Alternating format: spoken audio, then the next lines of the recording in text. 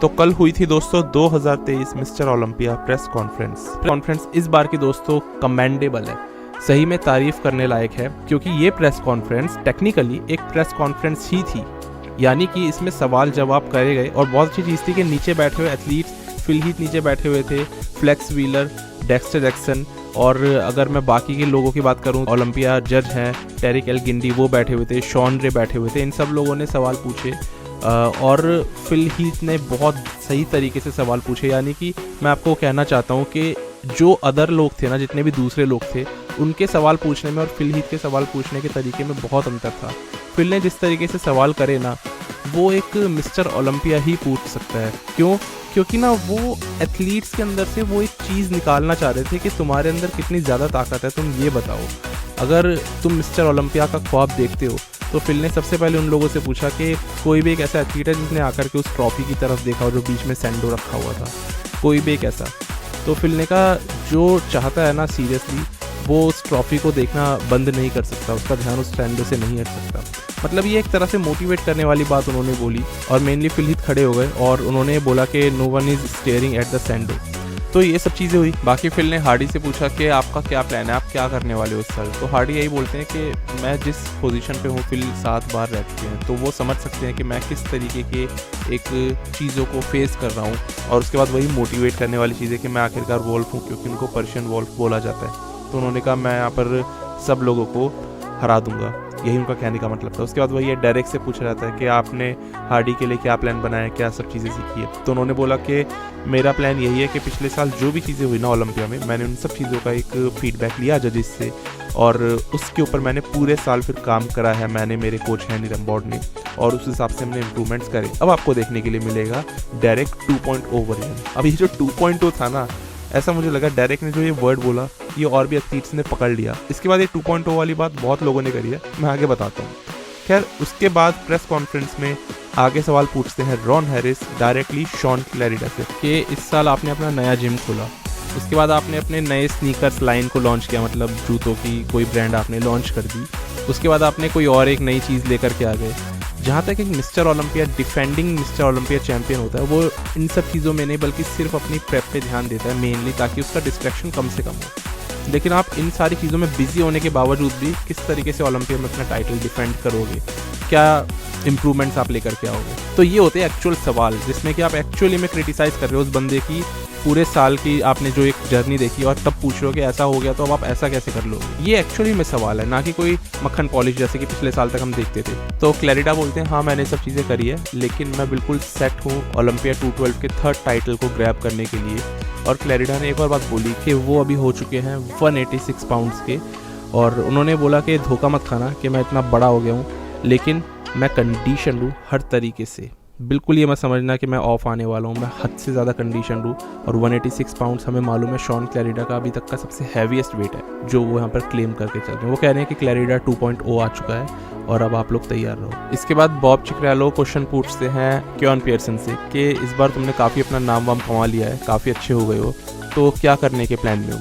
क्योन कहते हैं इस बार आपको देखने के लिए मिलेगा 2.0 वर्जन। तो ये तीसरी बार आप सुन रहे होंगे दोस्तों, 2.0 क्योन ने बोला, शॉन क्लैरिडा और Derek लिंसफोर्ड। Shorts behind you. 2.0 Sean. You guys are going to see the Keon 2.0, something you haven't seen from me yet. तो क्योन कहते हैं कि मैं कम्प्लीटली चेंज हूँ और 26 वीक्स की जो मैंने मेहनत करी है वो आपको कल देखने के लिए मिलेगी प्री जजिंग के अंदर, और पता लगेगा कि मैं क्या करने वाला हूँ। तो बहुत ज़्यादा कॉन्फिडेंट है वो भी, और वो क्लियरली वन साइडेड होकर के चल रहे हैं अपनी तरफ से।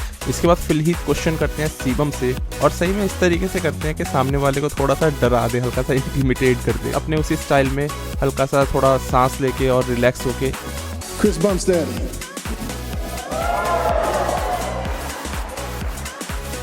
सीबम से वो क्वेश्चन करते हैं कि सीबम कितना ज़्यादा सीरियस है इस बार, क्या वो सिर्फ इसलिए कम्पीट करने आ रहे हैं कि वो 5वां अपना टाइटल कलेक्ट कर लेंगे, या फिर उनके दिमाग में कुछ और भी चीज़ है। What I want to know is, are you here to just win this thing, or are you here to actually dominate this thing?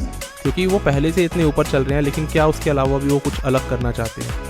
तो सीबम ने भी नॉर्मल क्वेश्चन का उसी तरीके से आंसर दिया जिस तरीके से बाकी एथलीट्स देते हैं, बिकॉज ये सारे एथलीट्स बहुत ज़्यादा पॉलाइट किस्म के हैं। आज देखो माहौल ऐसा है, चाहे सीबम हो चाहे डेरेक हो, कोई भी डिवीजन का दूसरा एथलीट हो, हार्डी हो, ये लोग बहुत पॉलाइट हो गए। इवन देख लो ना, जेरेमी बुएंडिया पॉलाइट हो गए हैं। अगर किसी ने प्रेस कॉन्फ्रेंस देखी होगी उसको पता होगा जेरेमी यहाँ पर बहुत आराम से बैठे हुए हैं, एरिन बैंक्स के साथ में सेल्फी ले रहे हैं और उनकी पीठ थपथपा रहे हैं, उनको एक तरह से प्रेज कर रहे हैं वो, जब एरिन कुछ बोलना चाह रहे हैं। तो ये चीज़ें आजकल हम देखने लग गए हैं।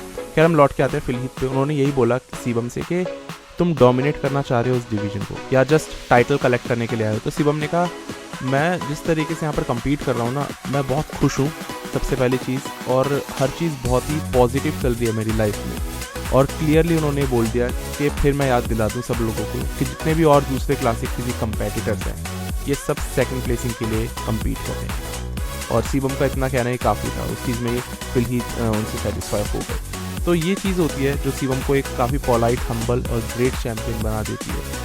तो इस तरीके से उन्होंने एक बारी में ही काम खत्म कर दिया। इसके बाद अर्श कैलेंसिंस्की से पूछा गया कि उन्होंने क्या किया है इस बार। तो वो बोलते हैं कि मैं इस बार 15 पाउंड हैवियर आ रहा हूँ। हमें मालूम है अर्श 275 276 पे चले गए थे इस साल ऑफ सीजन, लेकिन इस बार क्लासिक के अंदर कटिंग करने के बाद में वो 15 पाउंड भारी है। ये एक बहुत बड़ा नंबर है।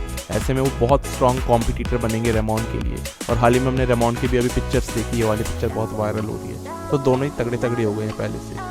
और यही वाली चीज़ है जिसके ऊपर फिल हीथ दोबारा क्वेश्चन पूछ लेते हैं शिवम से कि ये जो वेट लिमिट इन सब की इंक्रीज़ हुई है, सारे लोग बड़े होते जा रहे हैं, क्या इस नए वेट कैप के साथ में तुम इन सारे एथलीट्स को उस तरीके से हरा पाओगे जिस तरह अभी तक हराते आए हो? क्योंकि फिल ने कहा ये मेरा ओपिनियन है, मुझे ऐसा लगता है कि जितना वेट कैप का इंक्रीमेंट दूसरे एथलीट्स को मिला है ना, उतना तुम्हें नहीं मिला। और उनको ये लगता है, फिल को ये इसलिए हुआ है शायद ताकि एक बराबरी का मुकाबला हो सके, क्योंकि शिवम डोमिनेट इतना ज़्यादा कर रहे हैं अभी तक भी डिवीजन को। इसलिए दूसरे एथलीट्स को, छोटी हाइट वाले एथलीट्स को 7 LBS का वेट जंप दिया है, वहीं शिवम को 2 LBS के आसपास कहीं से, ताकि बराबरी का मुकाबला हो। तो फिल ने ये क्वेश्चन पूछा कि अब क्या तुम उस तरीके से डोमिनेट कर पाओगे जिस तरह अभी तक करते आए हो? तो शिवम कहते हैं कि मेरे लिए ये ठीक है, मैं इसमें एकदम कूल हूँ, मेरे को कोई दिक्कत नहीं है। क्योंकि कई लोग कहते थे कि अनफेयर एडवांटेज है मेरे को और दूसरे एथलीट्स को उतना ज़्यादा एडवांटेज नहीं मिलता। पर शिवम ने कहा मैंने जो लुक एस्टेब्लिश करी है ना क्लासिक में, वो और किसी ने नहीं करी, और मैं तो इस बार भी वही लुक लेकर के आने वाला हूँ। मैं इस डिवीजन को हमेशा की तरह रिप्रेजेंट करने वाला हूँ, और जैसा भी हो जो भी हो मैं अपनी तरफ से वही करूँगा जो मैं हर साल करता हूँ। तो वो अपनी तरफ से बिल्कुल कॉन्फिडेंट है। उन्होंने कहा ठीक है, दूसरे लोगों को एडवांटेज सब एथलीट्स को लेने दो, पर मुझे इससे फ़र्क नहीं पड़ता। तो ये उनका जवाब था। बाकी रेमॉन डीनो से पूछा गया, रेमॉन रोचा, रेमॉन डीनो जो भी कह लो, उनसे पूछा गया कि आपको क्या लगता है शिवम को आप बीट कर पाओगे? उन्होंने कहा जिस पोज में मेरे को बोलेंगे उस पोज में मैं इन्हें बीट करके दिखाऊंगा। तो ये बहुत बड़ी बात है बोलनी, मतलब प्रेस कॉन्फ्रेंस में बातें बोलनी अच्छी लगती है, लेकिन सही बताऊँ रियलिटी हमें भी पता है कि शिवम एक डिफरेंट एनिमल है, उनको नहीं हराया जा सकता। इवन तो रेमॉन बहुत ज़्यादा इंप्रूव कर चुके हैं इस साल, आप देखते हो उन सब फोटोज में, बट नहीं, वो फ़ायदा ही नहीं है, वो है ही नहीं कंपैरिजन। इसके बाद ब्रियॉन एंसले से भी पूछा गया। तो ब्रियॉन एंसले से पूछा गया कि क्यों आप 212 से वापस आ गए भाई क्लासिक के अंदर? तो एंसले ने कहा वही शिवम को हराने और एडिड वेट लिमिट का फ़ायदा उठाने, मेन उनका जो एक सबसे बड़ा आने का यहाँ पर फैक्टर था। और एंसले ने यही बोला कि अभी तक मैं बहुत फ्लैट, बहुत सॉफ्ट दिखता था आपको स्टेज पे, क्योंकि इनको वेइंग करवानी पड़ती है और उसके चक्कर में इनको बिल्कुल ही डिप्लीटेड होना पड़ता था। तो उस वजह से स्टेज पे भी फुल उतना ज़्यादा नहीं हो पाती थी। वही वाली बात जो मैंने बोली थी कि इस बार हमें एंसले पहले से ज़्यादा फुल और हार्ड दिखेंगे, ऐसा मैंने प्रेडिक्ट किया था प्रेडिक्शन वीडियो में। और एंसले ने अभी यही बात बोली है प्रेस कॉन्फ्रेंस में कि इस बार मैं बड़ा दिखने वाला हूँ, ज़्यादा हार्ड दिखने वाला हूँ। लेकिन सही बता रहा हूँ दोस्तों, इन्होंने ये भी बोल दिया कि मैं शिवम को इस बार बीट करके अपना 3rd टाइटल ले लूँगा। ये भी बोल के चल रहे हैं वो, जो हर साल ही बोलते हैं, कुछ नया नहीं है। लेकिन एंसले के अंदर ना एक कॉन्फिडेंस नहीं दिखाई दिया। प्रेस कॉन्फ्रेंस जिन लोगों ने देखी है वो ये बात समझते होंगे, वो जानते हैं कि एंसले की बातों में कॉन्फिडेंस नहीं आ रहा था। जो एक शिवम ने क्लियर स्टेटेड एक बात बोली ना कि ये सारे लोग सेकंड प्लेसिंग के लिए ही compete कर रहे हैं, ये बिल्कुल ठीक बात बोली उन्होंने। उस तरीके से एक जो बात बोलनी चाहिए वो चैंपियन ही बोल सकता है। एंसले की बातों में वो चैंपियन वाला कॉन्फिडेंस नहीं था।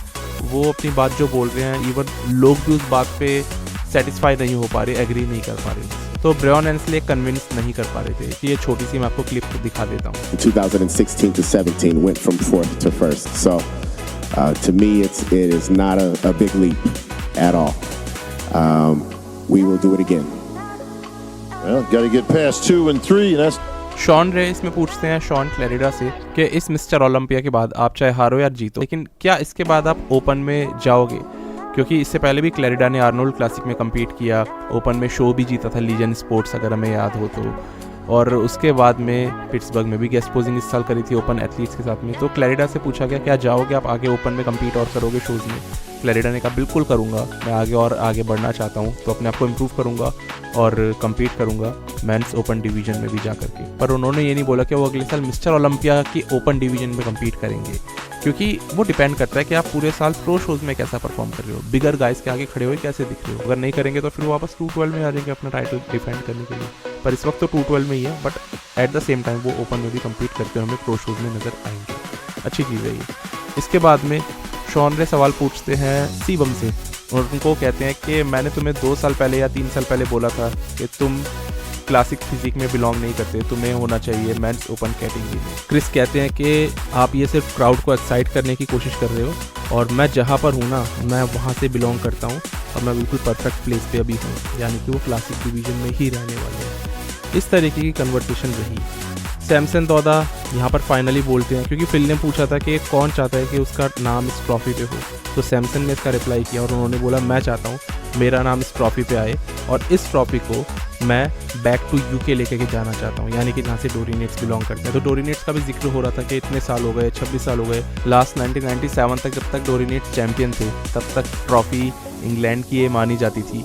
उसके बाद से फिर कोई कभी भी यूके से या इंग्लैंड से मिस्टर ओलंपिया नहीं निकला। अब सैमसन दौदा आते हैं, इंग्लैंड से बिलोंग करते हैं, तो वो कह रहे हैं कि हम लोग सब वहाँ पे भूखे बैठे हैं इस ट्रॉफी के लिए, तो मैं कैसे डिलीवर ना करूँ। तो वो कह रहे हैं इस साल ये ट्रॉफी मेरी है। हार्डी शुपन से भी पूछा गया कि उनका इस बार क्या प्लान है, वो किस तरीके से दूसरे एथलीट्स के आगे टिक पाएंगे।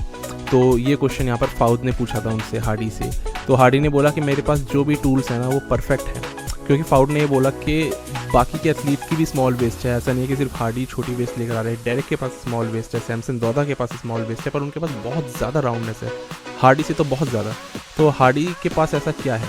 तो हार्डी जवाब देते हैं कि मेरे पास हर चीज़ का एक सॉल्यूशन है और हर चीज़ का आंसर है मेरे पास देने के लिए और मैं इस बार चैम्पियन बनूंगा। इसके बाद में जेरेमी बुएंडिया से पूछते हैं शॉन रे कि तुमने कमबैक किया इस साल, कमबैक्स अक्सर फेल हुए हैं, केविन लवरोनी, फ्लेक्स व्हीलर, जे कटलर, बहुत सारे एथलीट का, लेकिन तुम इस बार किस तरीके से अपने इस कमबैक को हैंडल कर रहे हो और क्या करने वाले हो? तो बुएंडिया कहते हैं मैं अभी अपनी लाइफ के बेस्ट स्पॉट पे हूँ, जो भी मैं फील कर रहा हूँ, जो भी मैं एक्सपीरियंस कर रहा हूँ, जितना मैं सीख चुका हूँ अभी तक जिंदगी में, सब कुछ बेस्ट चल रहा है। उन्होंने कहा मैंने अपने अर्ली 20s में मिस्टर ओलंपिया का टाइटल जीत लिया था मेंस फिजिक का, 27 ईयर्स की एज में मैं हार भी चुका था, अभी 33 ईयर्स के वो है। तो वो कह रहे हैं जो भी चीज़ें मैं कर रहा हूँ, जिस तरीके से हैंडल मैंने खुद को करा इस बार इस प्रेप के लिए, मुझे नहीं लगता था कि मैं वापस से कम बैक भी कर पाऊँगा, क्योंकि फिजिकली इतनी इंजरीज थी, मेंटली इतना ट्रॉमा था मेरे साथ में, लेकिन फिर भी वो वापस आए और उन्होंने जिस तरीके से प्रेप करी उस चीज़ ने काफ़ी लोगों को इस बार मोटिवेट करा। तो वो इंडिया बहुत ज़्यादा कॉन्फिडेंट है, उन्होंने ये तो नहीं कहा कि भाई मैं जीत जाऊंगा, लेकिन वो बहुत ज़्यादा अंदर से हर चीज़ को लेकर के खुश है। अगेन सब लोग सेटिस्फाइड है जिस तरीके से वो अभी तक प्रेप करके आए हैं इस साल के ओलंपिया में, तो यही देखने को अभी तक प्रेस कॉन्फ्रेंस में यही देखने को मिल रहा है। उसके बाद पूछा जाता है क्वेश्चन एरिन बैंक्स से कि आपने जेरेमी बुएंडिया को ब्लॉक कर दिया था। तो वही वाली चीज़ें, मेंस फिजिक वालों को ये ब्लॉक का खेल खेलने में बड़ा मज़ा आता है। फिर जेरेमी जवाब देते हैं कि नहीं, अभी इन्होंने मेरे को अनब्लॉक कर दिया है और अब सब चीज़ें ठीक है। तो इन दोनों के बीच में सब चीज़ें अभी सॉर्टेड दिख रही है और जेरेमी एरिन काफ़ी कंफर्टेबली एक साथ बैठे हुए थे, दोनों ने एक दूसरे के खिलाफ कुछ नहीं बोला और सब चीज़ें एकदम सही दिखी।